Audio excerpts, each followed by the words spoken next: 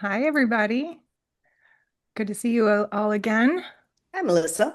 Hi. How are you? Good? Great. Everybody's great today. Good. I wanted to talk about a topic that has been in my experience. I've been in body work for 20 years, but also consider myself to be a healer and a light worker. And I wanted to talk about the common challenges that light workers and healers, and as hypnotherapists are also healers and light workers, so this is a great topic.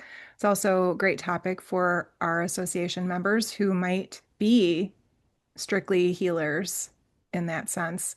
And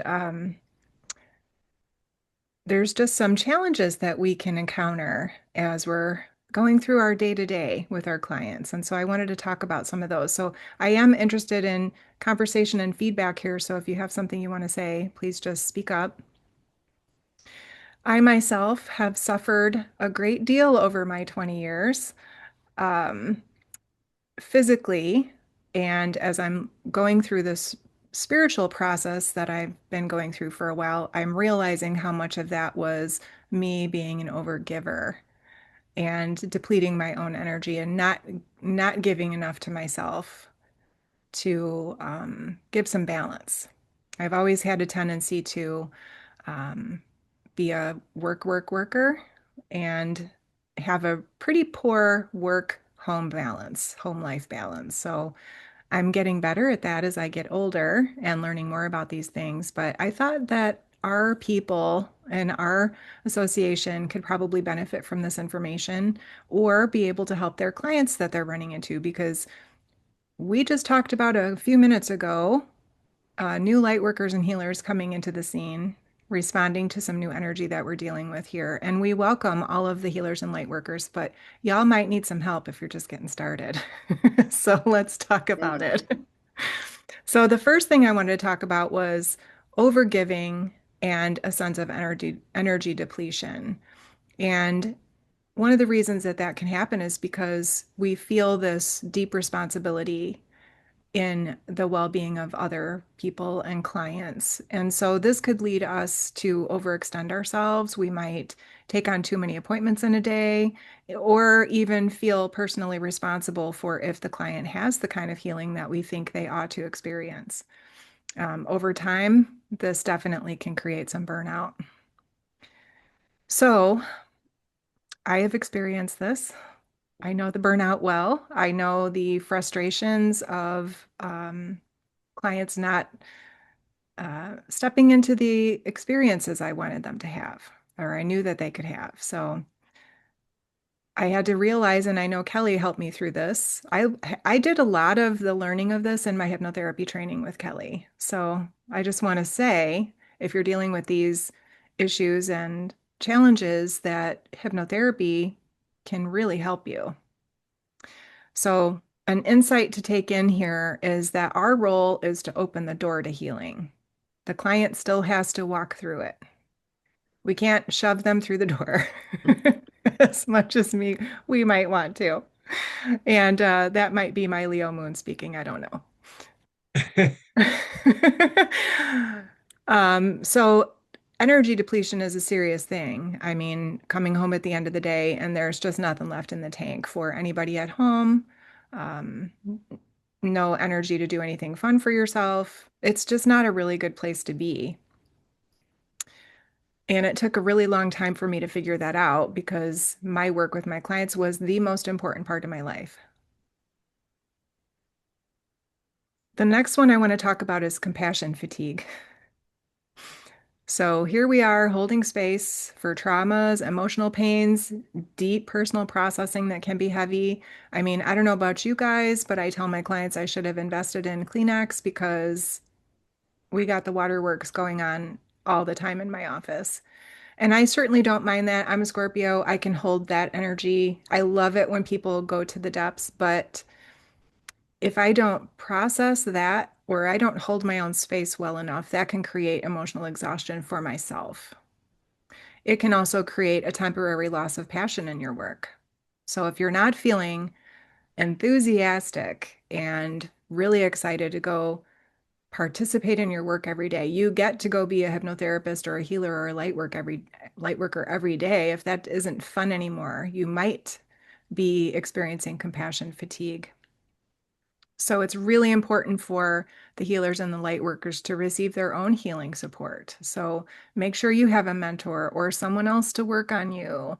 Go see your hypnotherapist, trade with somebody, go take some time for yourself to have your own healing. And I know I've had to do that many times.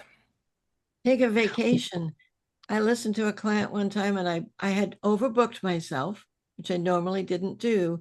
And she's telling me her story. She's probably client number 13 for the week when my max is 12. And she told me her sad situation. And my first thought was, put a sock in it. And then inside I said, I know. And then inside I thought, oh, you need a vacation. What is wrong with you? That's, whew, yeah. Right, Warning, that's the warning. other side, right? It can turn into like a hardness that just, kind of don't go there all the way, just and then you don't have the compassion and the empathy to really be there for them in the way that they might need. And And don't yeah, do that with doctors. They get a little callous.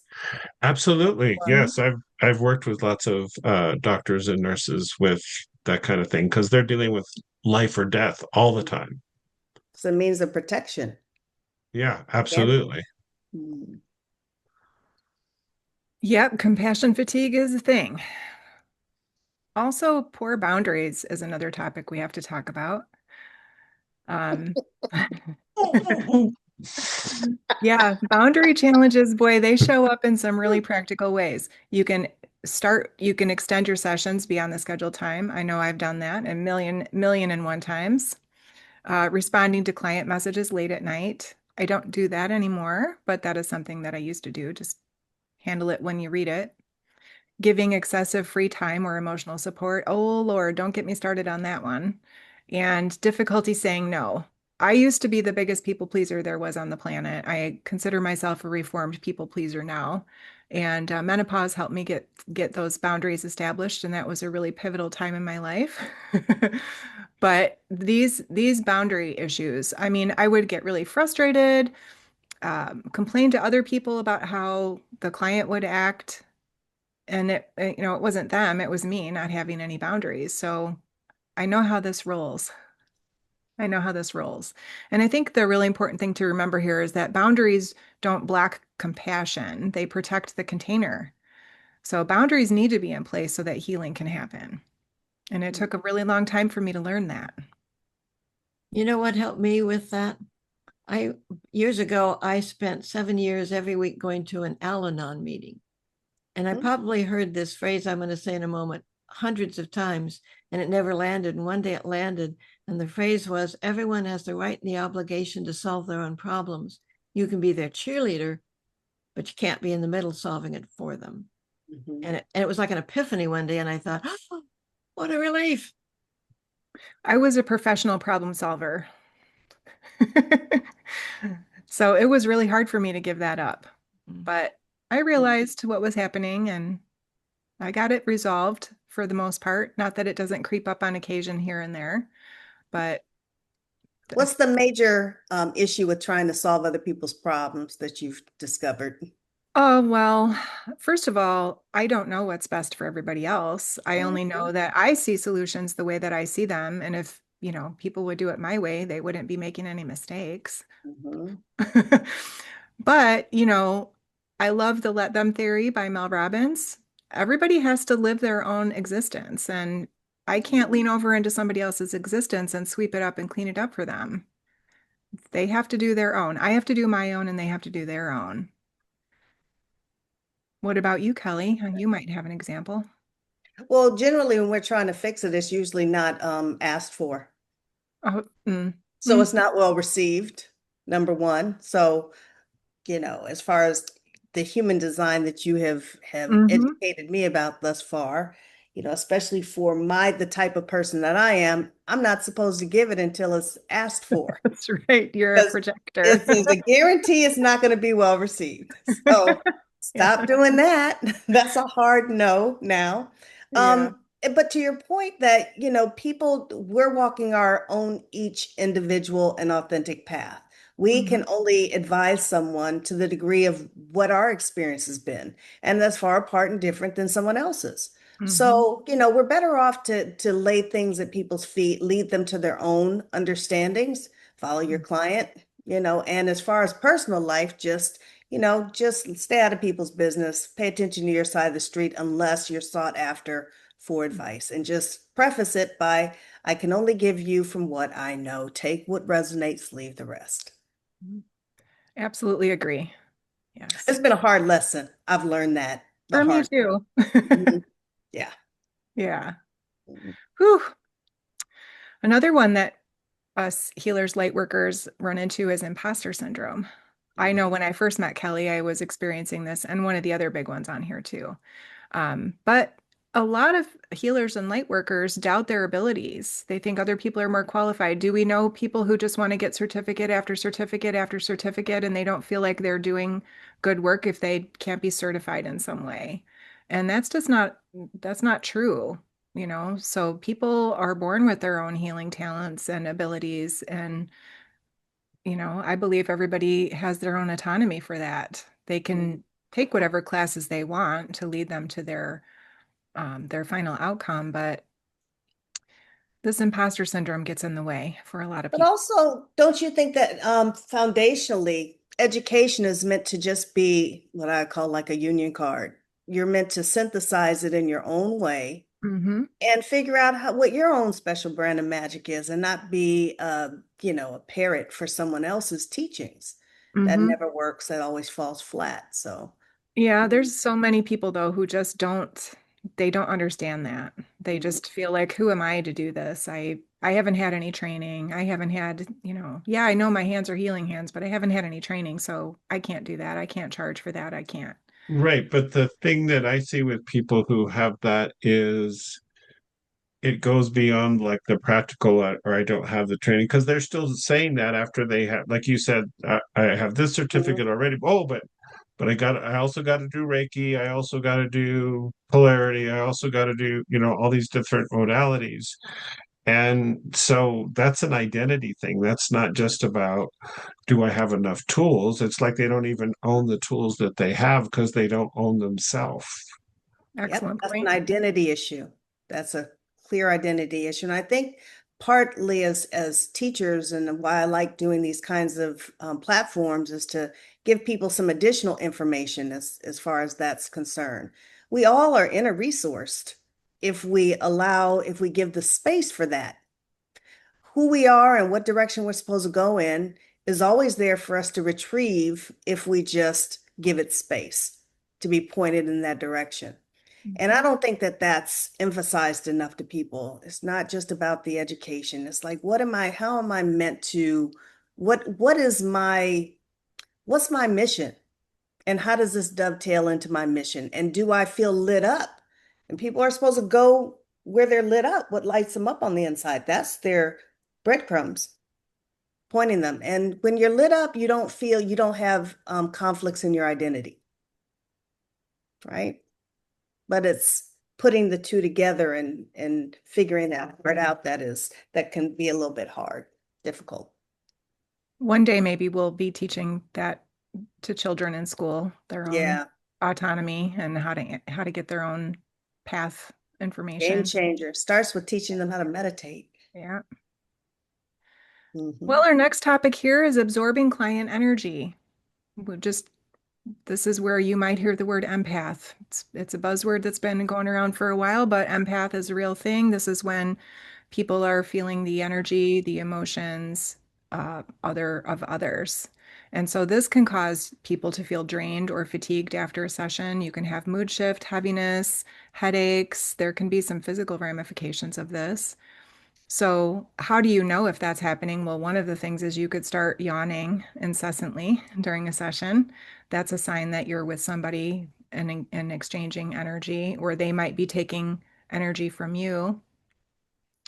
Um, And I picked this up from somebody, I don't remember where, I'd give them credit, but one of the ways you can know if you're participating in that is if you sit really forward and your head is trying to get closer to the other person, then you are kind of shoving your energy in there a little bit too much, probably.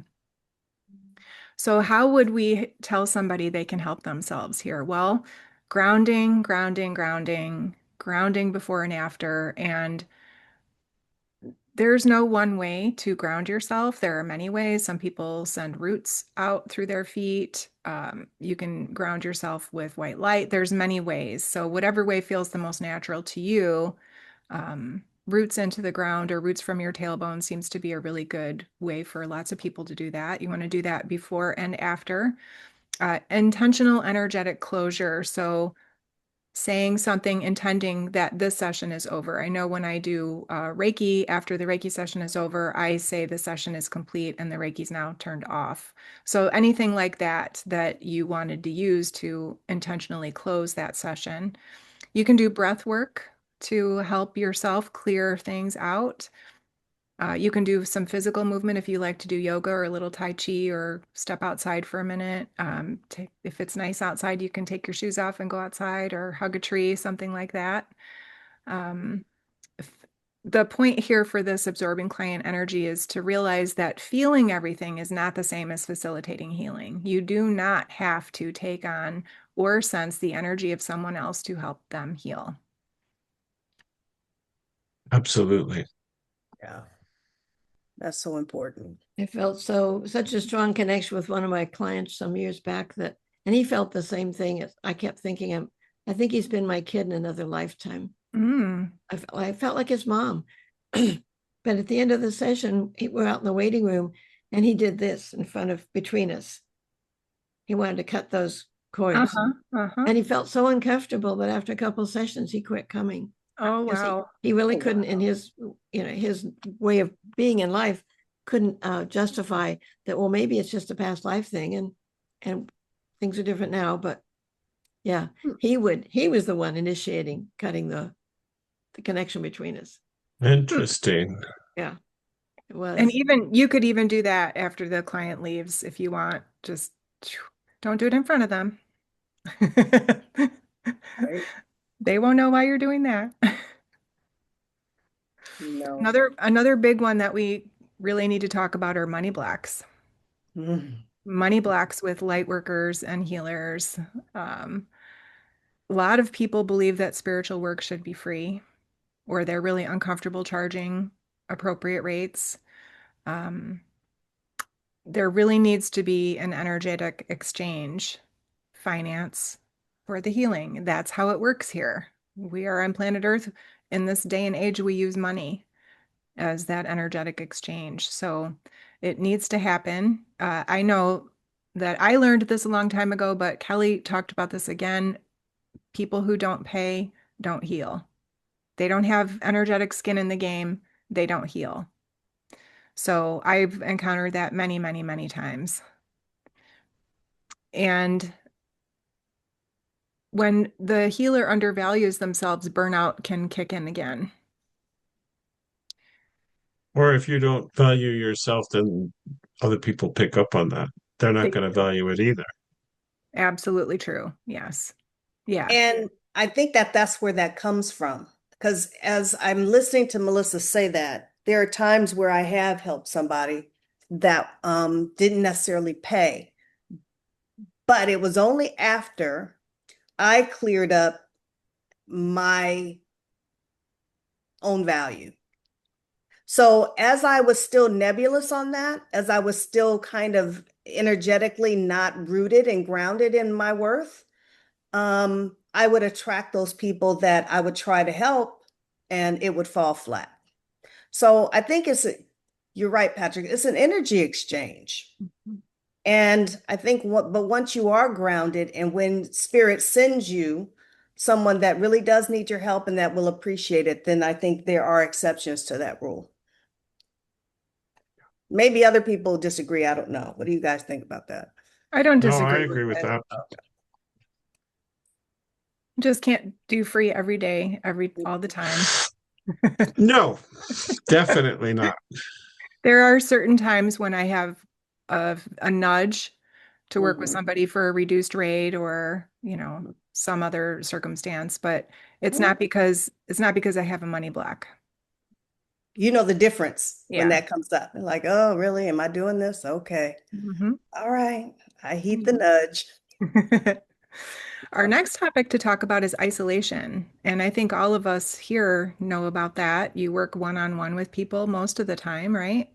And Mhm. healing work can feel really solitary and oftentimes can be misunderstood by our family, by our friends. Conventional professional environments don't understand this one-on-one work. Um, we need to have community and professional connection because those are resources for restoration and growth for us. So healing definitely can feel solitary, but we are the ones who have to be responsible to get in our own communities for some support. And that's what one of the things that's so wonderful about AISH is the community and support. So we have a place for you to go if you're feeling isolated. Definitely. And then the last one I want to talk about is something called the Savior Complex. Um, Ooh. Yeah, I know. It's a little bit confrontational to say it that way. And I'm going to include my own example of how I have participated in the savior complex. Never, ever, never did I ever feel cocky enough to assume I was someone's savior. However, the ball is often put in my court to be the savior.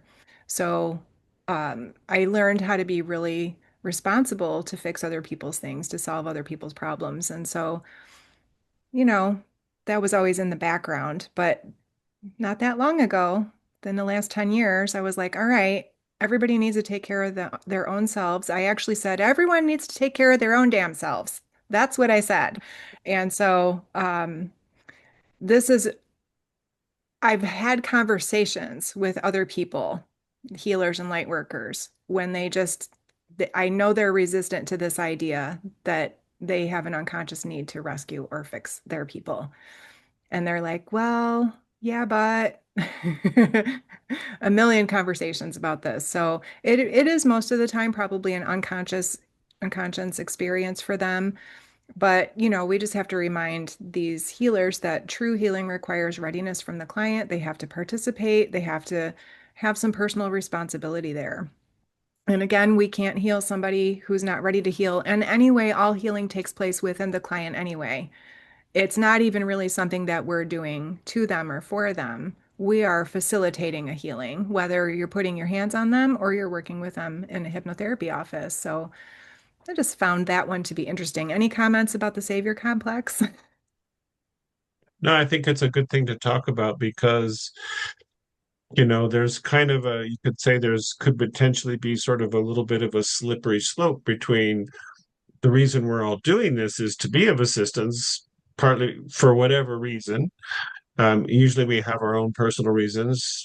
Like for me, I knew early on that I needed healing. So strangely, I became fascinated in learning about how healing works, right? So there's that part of it, but the desire to be of service in that kind of way to people, that's like on a continuum of what you're speaking about. That's on a more extreme end of it, but it's on that level of a continuum, and being mindful of that, I think, is really important. You got to be honest with yourself hmm and self-aware.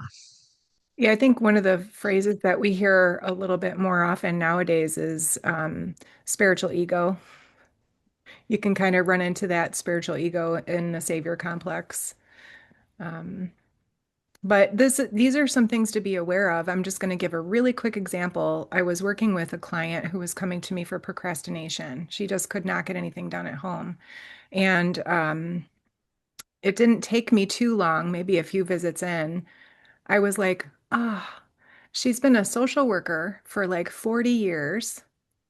And it just dropped into me that she's not procrastinating. She's been an empathic individual working with social work clients for her entire adult life, and she doesn't have anything left in the tank anymore when she gets home. It wasn't a procrastination, it was completely drained. And she said to me, you need to have some group classes for social workers and nurses and anybody that works with people that they have no idea that they could be encountering anything like this. And I was like, that's a great idea. I'm still working on that. Good idea. Yeah. Yeah.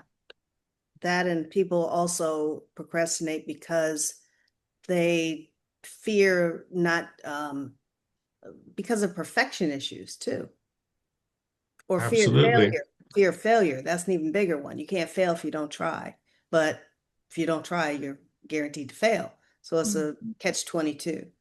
But but that's a Right, big but one that people most people justify don't. that by, well, that wasn't my fault, right? That was circumstance. Whereas if you make the effort and then fail, It's all there's you. no, yeah, it's on you, right? There's Mm-hmm. no escape from that one. Mm-hmm. So that's a big one. That's a big one with people, that, or they just don't feel like things are aligned right to get it perfect, so they don't try because they're afraid of failing. Yeah. There's so much that goes into that. You could just have those all year round and not get to the bottom, You know. not get to the bottom of the well on that one.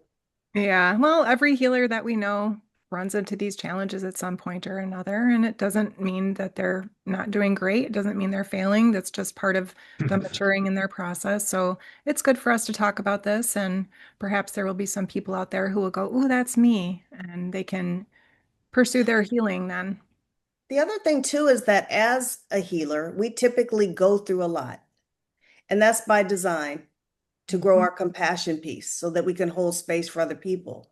So if you understand that that's just part of the game, then you have a greater awareness that, okay, so I've had some challenges that probably have set me up to, or experiences in my early childhood experience that set up that I have to take care of everybody in order for me to feel safe. In Or to some feel way, valuable. our value is in what we do, right? Which is why we over effort, which is where you began with, right, Melissa? So if we know that there's these common themes that kind of show up from healer to healer to healer, and that maybe this needs to be taught in school too, about this, because it's such a thing, and we have such a opportunity to heal these things when we're in training, but even beyond. Our clients are always going to show up. There are energetic mirrors going to show up to what the next chapter in our healing is, always, always. And then as we heal, we hold space and we can mirror back for them how they too can. But it's a never-ending loop.